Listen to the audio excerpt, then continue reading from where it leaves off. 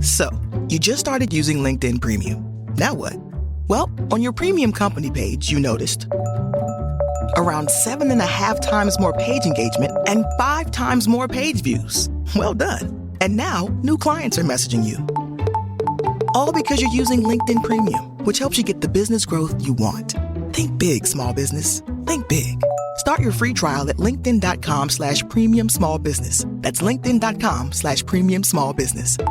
The Rev and the Rabbi. Entertaining and informative. On the Red Apple Podcast Network.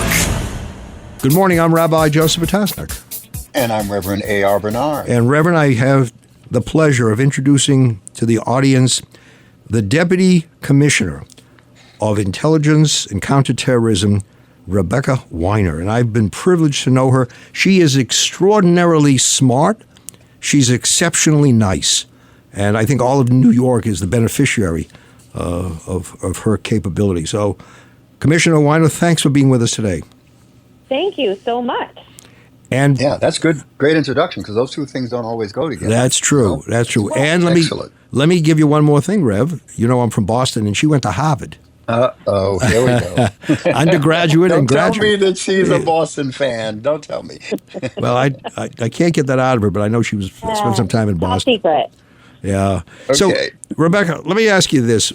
What keeps you up at night? You've been asked that many times, but given all of the things going on now in our world, what keeps you up?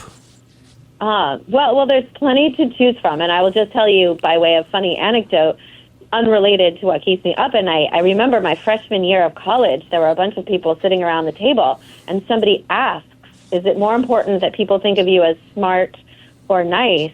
And I think I was the only person who said nice. So I extra appreciate your introduction. Because you knew you were smart. You knew it. Everybody Right. told you that. Come on, from kindergarten. I don't know about that. But one thing I am smart enough to know is that there are plenty of things to keep all of us up at night and to keep our bureau here at the NYPD very busy. Over here, we've come to calling the threat environment, the everything, everywhere, all at once threat environment, because what we're dealing with is so varied and it comes at us so quickly and seemingly with very little predictability, requiring us to be very much on our toes. And we can go back through any period of, a couple months over the last 2 years and see the variety of threats and how quickly we have to pivot from one to the other. So it's an office that never sleeps. I mean, we talk about the city that never sleeps, but when you're dealing with the threats, and some of them, obviously more serious than others, but all have to be taken seriously, it's a 24-hour cycle. It certainly is a 24-hour cycle. And part of the way that we have come to deal with that is to have an international footprint. So we try to stay as close to the source of the issue as we can in order to understand everything that we can about it and to be able to protect our city accordingly. So we've got 13 cities around the world where we have NYPD officers posted from our bureau to help us understand the threat environment, understand what's happening around the world, and very quickly identify what the repercussions will be for our city. It's not just internationally, it's across the country. As the protests started unfolding in Los Angeles, we had real-time reporting, of course, from our partners out there, and also from the NYPD officer who is posted in Southern California. So this is a huge force multiplier for us. And again, the threat environment is very varied and diverse. One day it is protest-related civil disobedience. Another, it's an ISIS plot disruption. Another, it's the Iranian government that's seeking to assassinate people. It really is quite all over the place. But the one thing that holds it all together is our partnerships, our cooperation, and the experience that we've had over the years being a united front in contending with it. Commissioner, so you're saying that you understand the global in order to apply it to the local. Exactly. Very well put. So the global and prepare? the threat 'Cause when environment is global. Yeah, how do you prepare? How do we prepare? So, knowledge is power. Information, we turn it into intelligence, we operationalize it, and we act accordingly. We prepare by making sure that even if an incident overseas or across the country isn't major headline news, we dissect it. And we've got intelligence analysts who are civilian, who work hand in glove with uniform officers, everyone who's in New York City, everyone who is overseas, also our federal, state, local, international partners, increasingly private sector, and we can come back to that if you'd like, because that's an interesting story of how the private sector has become much more involved over the years. And we dissect incidents, right? We study them very closely, and we think, what is the New York question? If this incident were to happen here, where might it occur? How might it transpire? Are there any gaps that we need to close in order to be more prepared? And with that information, which we process and enhance and turn it to intelligence, which is sort of news you can use, we then deploy our operational resources. And so if you have been in and around New York City in the last 20 months since October 7th, you will have seen our high visibility patrols, enhanced deployments frequently of officers who are wearing uniforms, carrying heavy weapons, deployed around the city to protect soft targets. So those we deploy based on intelligence. We use our intelligence to help notify partners outside of our city of threats that they should be tracking. And so all this network of relationship building and of understanding the implication of the information we're receiving, we use to prepare.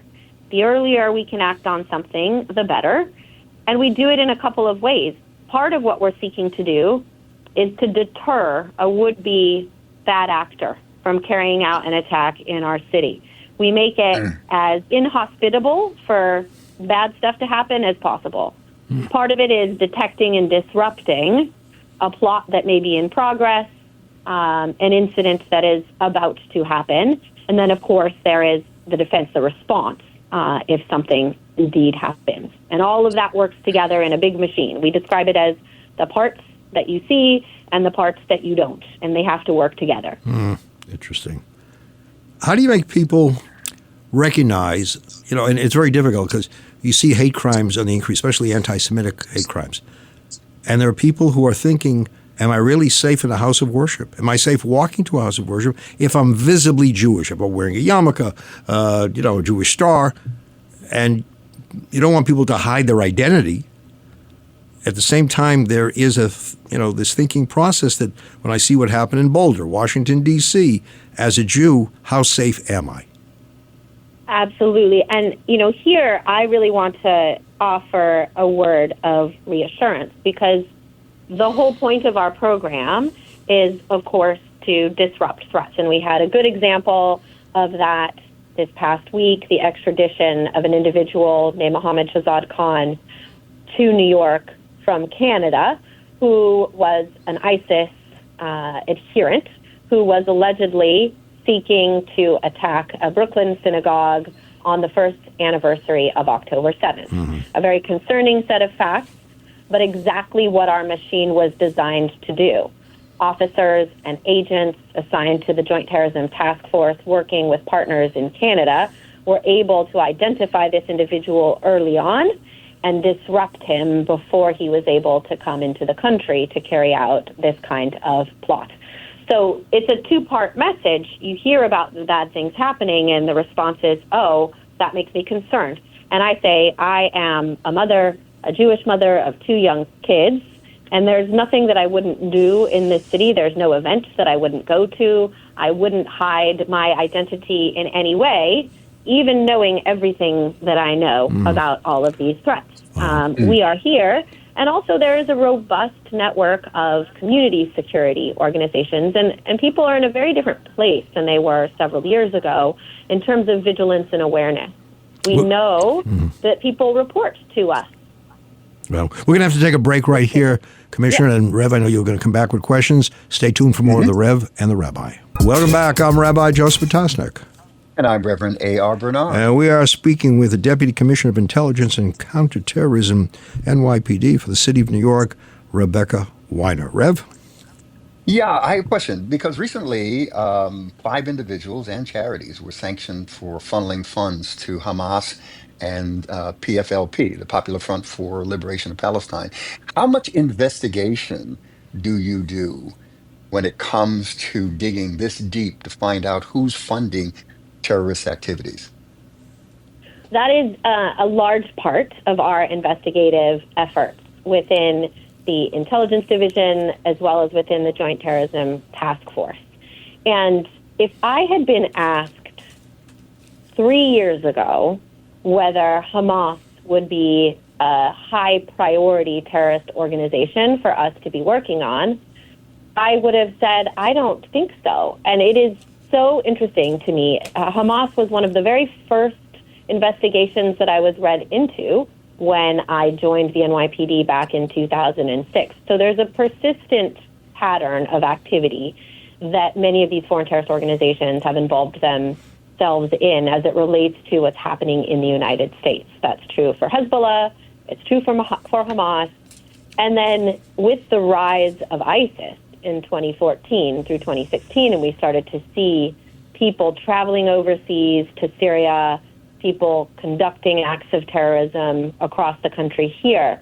Some of these more long-standing groups were subordinated in their importance across the intel community. And now we see, post-October 7th, of course, that what's old may become new, and we have to remain laser-focused on all of it.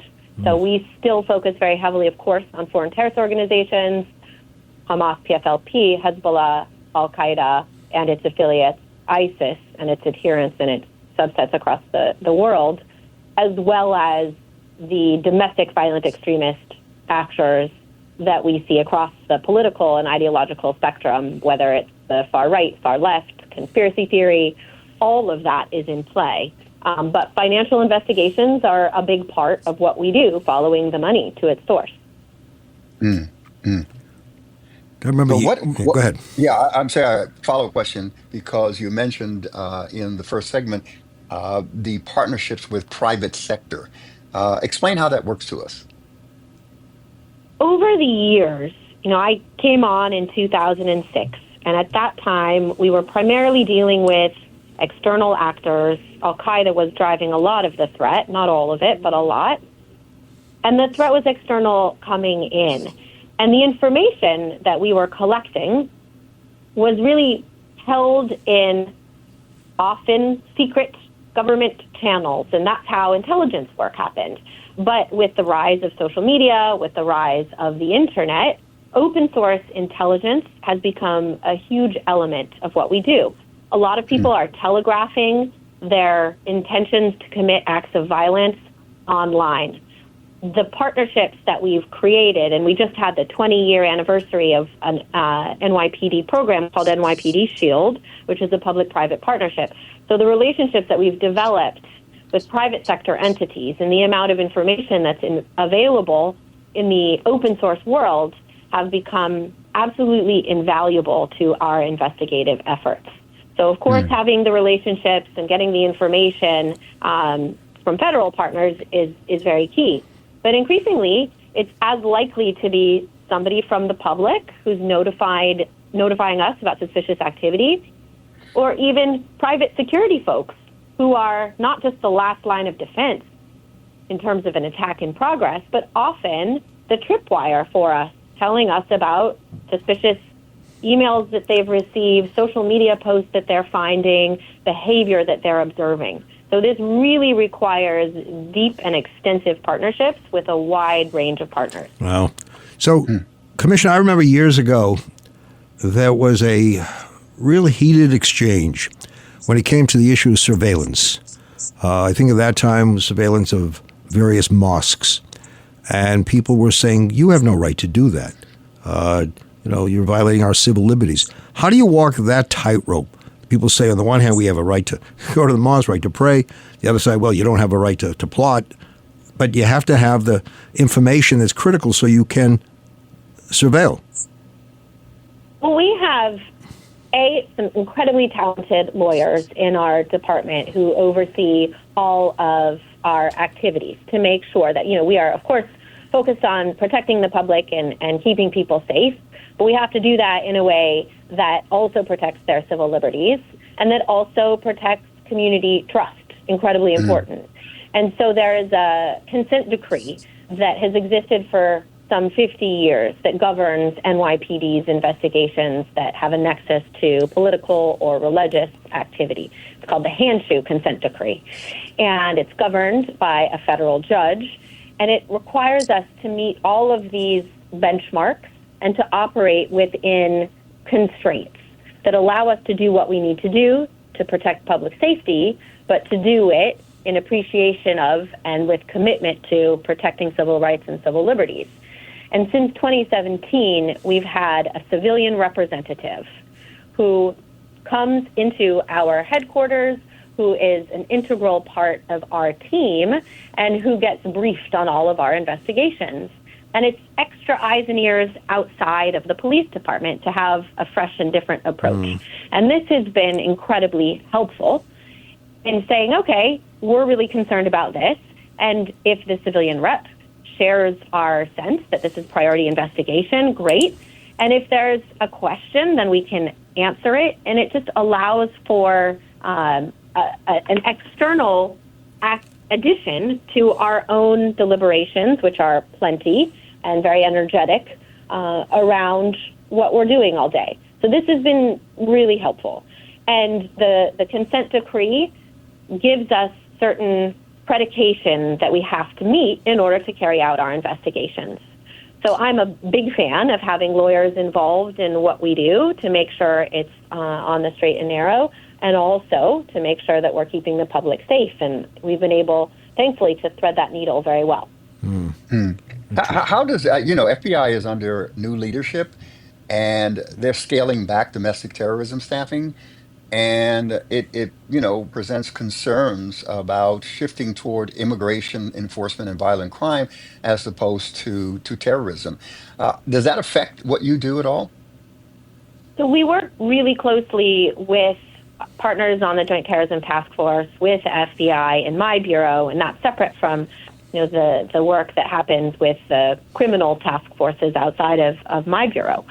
And we work extensively on a wide range of cases. I've been talking about the international piece mostly, but we also do tons of work with them on white supremacist activity, on anti-government extremist activity, what we call racially and ethnically motivated activity. So that partnership is very much ongoing and continuing. And we have our own teams within our Intel division that do that work as well. So I have every confidence that that priority issue is going to remain prioritized by us through this partnership and also through our own resources. Interesting. I have sometimes an argument with a friend. He says, you only have to worry about the left. All the extremism problems come from the left. I said, I think you got to look at both sides. Just because you're on one side and looking at the other side, you got to look within. Aren't the threats coming from both sides, Commissioner? The threats are coming from all over. And I hate to sound like a catastrophist because I'm really not. I have tremendous confidence. We have an extraordinary team of people who are working on these issues. And part of that work means recognizing that extremism of all forms, of all genres, across the political spectrum, across the ideological spectrum, is with us today. And so we cannot be partisan about it. We cannot be political about it. We have to be very clear-eyed. And anyone who is looking to use violence as a means to achieve a political message is going to be somebody that we take a hard look at. So in today's environment, you can find craziness all around you. And that's why we do what we do. Thank you so much. Thank you so much for having me. It's my pleasure. Bye-bye. All right. And stay tuned for more of The Rev and the Rabbi right here on Red Apple National Radio Network. The Rev and the Rabbi on the Red Apple Podcast Network.